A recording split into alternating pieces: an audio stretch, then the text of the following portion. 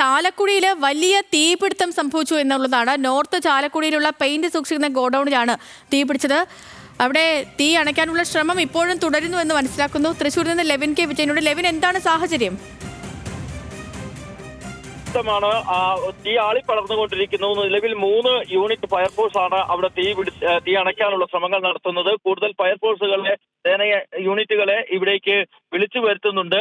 അതിന്റെ ഭാഗമായി മറ്റ് സമീപത്തെ സ്റ്റേഷനുകളിലേക്കും ചാലക്കുടി ഫയർ സ്റ്റേഷനിൽ നിന്നും വിവരങ്ങൾ കൈമാറിയിട്ടുണ്ട്. ചാലക്കുടി നോർത്ത് ജംഗ്ഷനിലെ ഗോഡൌണിലാണ് ഊക്കൻസ് പെയിന്റ് ഹൗസ് എന്ന സ്ഥാപനത്തിലാണ് തീ പിടിച്ചിട്ടുള്ളത്. പ്ലൈവുഡും പെയിന്റും അതോടൊപ്പം തന്നെ നിർമ്മാണത്തിനാവശ്യമായ മറ്റ് സാമഗ്രികളും സൂക്ഷിക്കുകയും വിൽക്കുകയും ചെയ്യുന്ന സ്ഥലമാണിത്.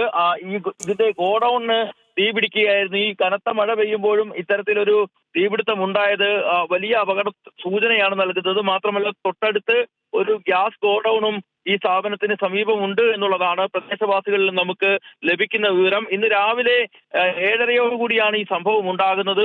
ഈ സ്ഥാപനം ആളില്ലാതിരുന്നത് കൊണ്ട്, അല്ലെങ്കിൽ രാവിലെ ആളില്ലാതിരുന്നത് കൊണ്ട് ഈ തീപിടുത്തം ആദ്യം ആരും അറിഞ്ഞിരുന്നില്ല. പിന്നാലെ തീ പടർന്ന് വലിയ തീയായി മാറിയതോടുകൂടിയാണ് പ്രദേശവാസികൾ വിവരമറിയുന്നത്. ഇവർ ഫയർഫോഴ്സിനെ വിവരമറിയിക്കുകയും ചാലക്കുടിയിൽ നിന്ന് തന്നെയുള്ള ഫയർഫോഴ്സ് സേന അവിടെ ആദ്യം എത്തി തീ അണയ്ക്കാനുള്ള ശ്രമങ്ങൾ നടത്തുകയും ചെയ്തെങ്കിലും തീ നിയന്ത്രിക്കാനായിട്ടില്ല. ഇതുവരെയും തീ ആളിപ്പടരുന്നു. നമുക്ക് ദൃശ്യങ്ങൾ കാണുമ്പോൾ തന്നെ മനസ്സിലാവുന്നുണ്ട് ലെവിൻ, എത്ര വലിയ തീപിടുത്തമാണ് അവിടെ നിന്ന്. കാരണം ഇപ്പോഴും ആ തീ ആളിപ്പടരുന്നുണ്ട്. അവിടെ മുഴുവൻ പുക കൊണ്ട് മൂടിയിട്ടുണ്ട്. പിന്നെ ഈ പെയിന്റ് ഹൗസ് ആയതുകൊണ്ട് തന്നെ നമുക്കറിയാം തീ അണയ്ക്കൽ കുറച്ച് പരിശ്രമകരമായിരിക്കും എന്നുള്ളത്, അല്ലേ?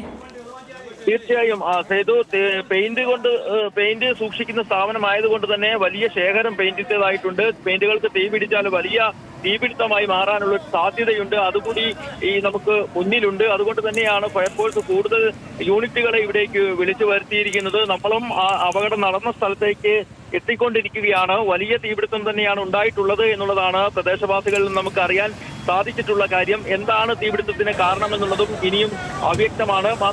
ശരി ലെവിൻ, ആ തീ എത്രയും വേഗം കെടുത്താൻ ഇപ്പോൾ കൂടുതൽ ഫയർഫോഴ്സ് യൂണിറ്റൊക്കെ അവിടെ എത്തുന്നുണ്ടെന്ന് മനസ്സിലാകുന്നു. അങ്ങനെയെങ്കിൽ പെട്ടെന്ന് തീ അണയ്ക്കാൻ കഴിയട്ടെ. ഇപ്പം നമ്മൾ ഈ ദൃശ്യങ്ങളൊക്കെ കാണുമ്പോൾ തന്നെ അത് തിങ്ങി ഞെരുങ്ങി കടകളും സ്ഥാപനങ്ങളും അതുപോലെ വീടും ഒക്കെ ആണെന്ന് തോന്നുന്നത്. ഇങ്ങനെ തിങ്ങി ഞെരുങ്ങി ഒത്തിരി ആൾപ്പാർപ്പുള്ള ഒരു സ്ഥലമാണ്. അവിടെയാണ് ഈ തീ ആകാശത്തോളം ഉയരെ ആ തീ പടരുന്നത് നമുക്ക് കാണാൻ കഴിയുന്നുണ്ട്. പിന്നെ ഈ പറഞ്ഞ പോലെ പെയിന്റ് ഹൗസൊക്കെ ആകുമ്പോഴത്തേനും അവിടെ പെയിന്റ് ഹൗസിലൊക്കെ തീ പിടിച്ചാൽ അത് കെടുത്താൻ ഭയങ്കര ബുദ്ധിമുട്ടാണ്.